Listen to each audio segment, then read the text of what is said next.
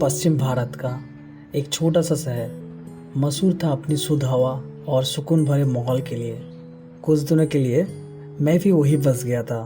शहर के चारों तरफ नदियाँ, पहाड़, जंगल और खुले मैदान। एक तरफ शहरी सुविधाएं और दूसरी तरफ प्रकृति का असली रूप। दोनों का मिलन इस जगह को कुछ खास बना देता है।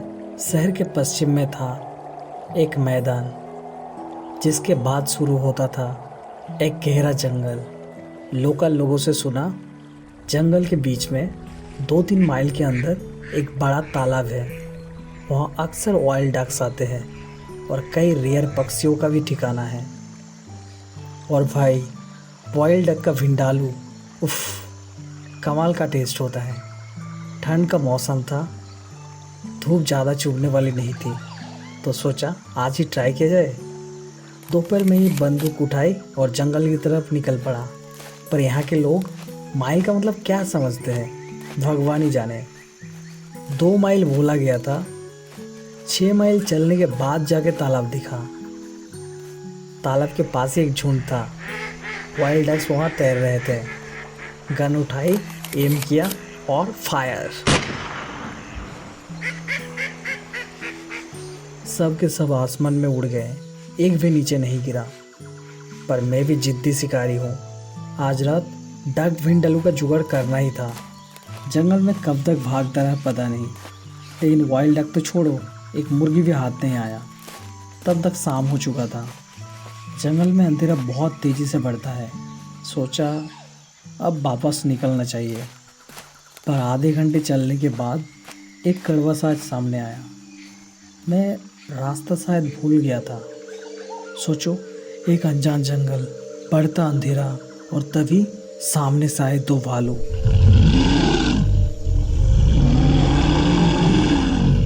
बंदूक थी, लेकिन सिर्फ चिड़िया मारने वाली। तब लगा अब बचा तो भगवान भरोसे। बहुत देर तक इधर उधर भागता रहा। थोड़ा होश संभाला, सोचा ईस्ट से आया था तो वापस ईस्ट की तरफ ही निकलता हूँ। कुछ देर बाद एक कच्ची सड़क मिली। उफ, शांति मिला। उस पर गाड़ी के टायर के निशान भी थे, मतलब आगे लोगों का बसेरा है। कितना सुकून मिला। फाइनली थोड़ा और आगे चला तो एक छोटी सी एक स्टोरी बिल्डिंग दिखी। एक पुराना डाक बंगला, वही जंगल के बीच।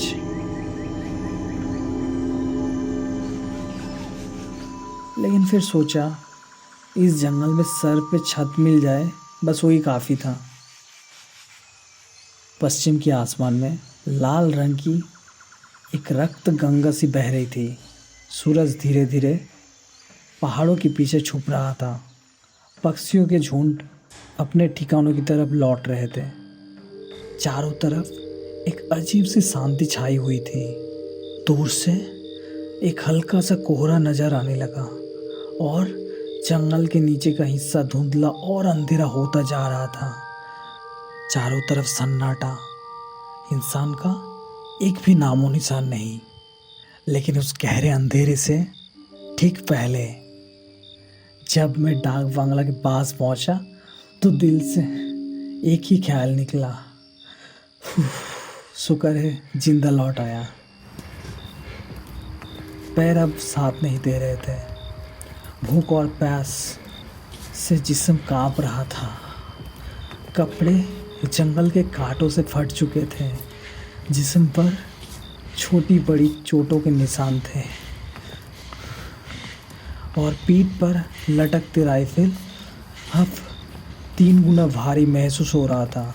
एक ही रास्ता था, किसी तरह इस बंगलों में सर छुपा लूं।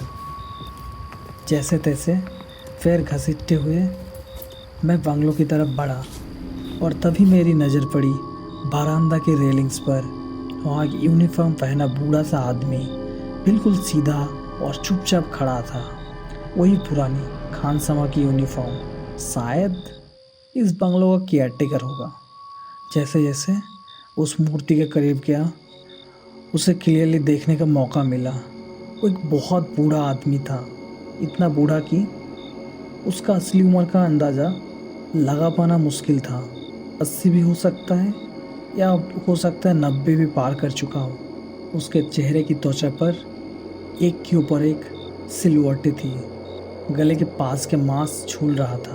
वो आदमी थोड़ा झुका हुआ था और अपने आप से कुछ बड़बड़ कर रहा था, जैसे किसी अनदेखी दुनिया से बात कर रहा हो। उसका प्रेजेंस ही अजीब था, ना जिंदा लगता था ना मुर्दा, जैसे किसी पुरानी हवा से उठकर आया हो। उसके पास जाकर मैं बोला, बाबा बाबा मैं यहीं रुकूंगा आज, खाने वाने का जुगाड़ कर दो। पर उसने कुछ नहीं कहा, अपनी लाठी ठोकता हुआ अंदर चला गया। मैं भी पीछे पीछे गया उसके साथ।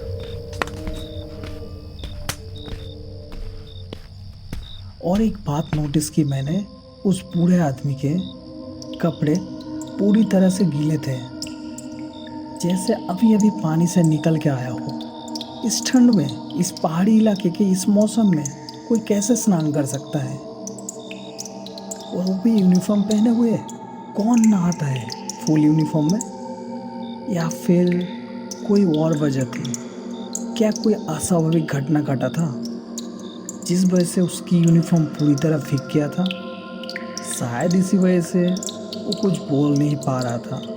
ठंड से उसका जुबान जम गया होगा, पर फिर भी उसके चेहरे पे कोई ठंडक का असर ही नहीं दिखा। ना काँप रहा था ना हाँफ रहा था। वो इंसान था भी या नहीं, मैं अब श्योर नहीं था।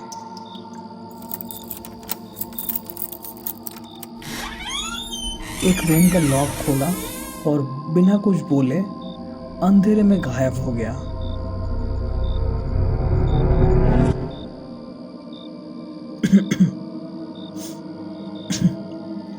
रूम पुराना था, इतना धूल था जैसे कई महीनों से कोई भी यहाँ आया ना हो। सोचा, ये सरकारी पैसा जा कहाँ रहा है? खानसमा है लेकिन कुछ काम का नहीं।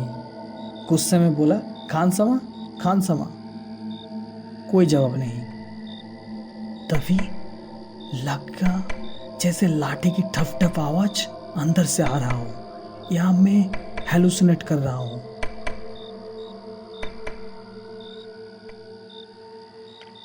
मैं पोस्ट साइड का विंडो खोल दिया। सूर्यदेव तो अब अपना साम्राज्य समेट चुके थे, लेकिन जंगल की इस अंधेरे में अब होने वाली थी चंदा मामा के आगमन। थोड़ी ही देर में पूर्णिमा की चांद जंगल के ऊपर अपनी रोशनी बरसाने आएगा। दिन के पक्षी अपने घोंसलों में लौट चुके थे और अब आसमान के कोने कोने में उभरने लगे थे उल्लू और चमगादड़।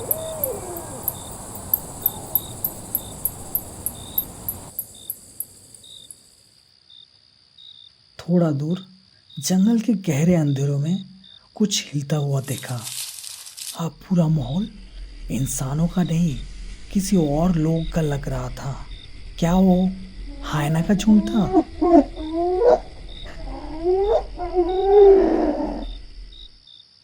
प्यास लगी थी तो निकला बाहर। कोर्टयार्ड में एक कुआं था।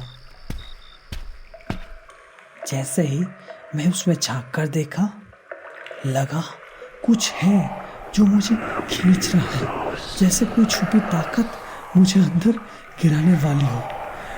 मैं तुरंत पीछे हटा, पर क्यूरियस होकर फिर से देखा और वही फीलिंग, जैसे एक चुम्बक मुझे खींच रहा हो। नो, मुझे खींच रहा है। मैं चारों तरफ देखने लगा, आगे पीछे बाएं दाएं, कहीं कोई नहीं था।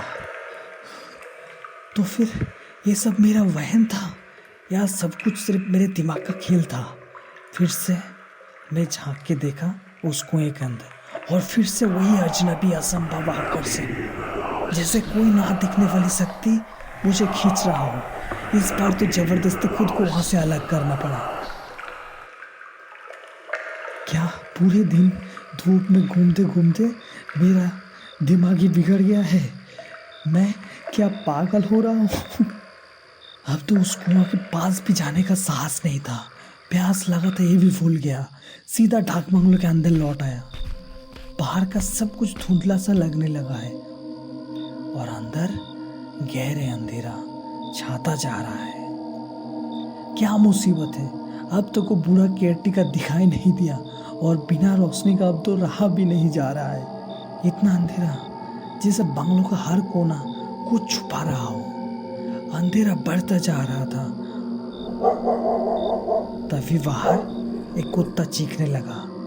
विंडो से देखा वही कुआं और उसके पास एक कुत्ता, मुंह आसमान की तरफ, आंखों में आग जैसी चमक।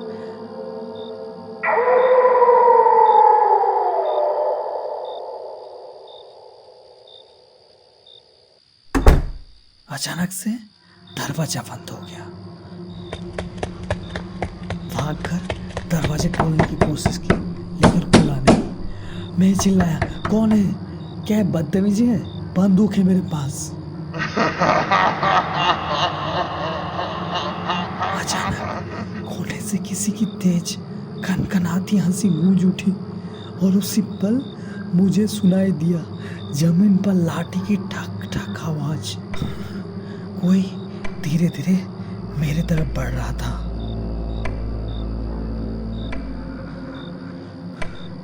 तभी रूम के अंदर बर्फ जैसी ठंडी हवा चलने लगी।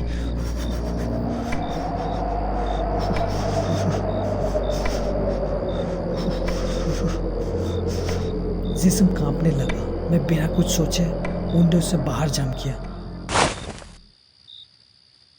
और देखा वही कुत्ता। उसके दोनों आंखों में आग जैसे कुछ जल रहा था। मुंह से चीखते हुए मेरे पीछे भाग रहा था। बस उसके बाद मैं सिर्फ भागता रहा अपनी जिंदगी के लिए।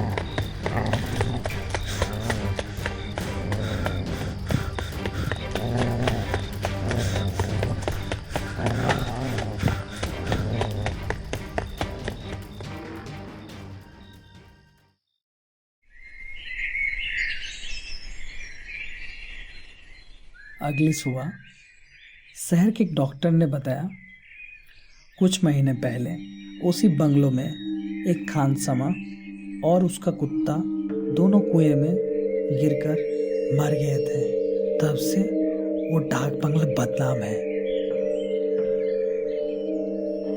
लेकिन मुझे लगता है ये सब मेरे थके हुए, भूखे और प्यासे दिमाग का इल्यूशन था। कुछ हेलुसिनेशन, कुछ इमेजिनेशन। आप लोग बताइए, क्या ये सच में मेरा हेलुसिनेशन था या सच में वहाँ पे कुछ घटा था जो नहीं होना चाहिए था? आप लोग अपना राय शेयर कीजिए।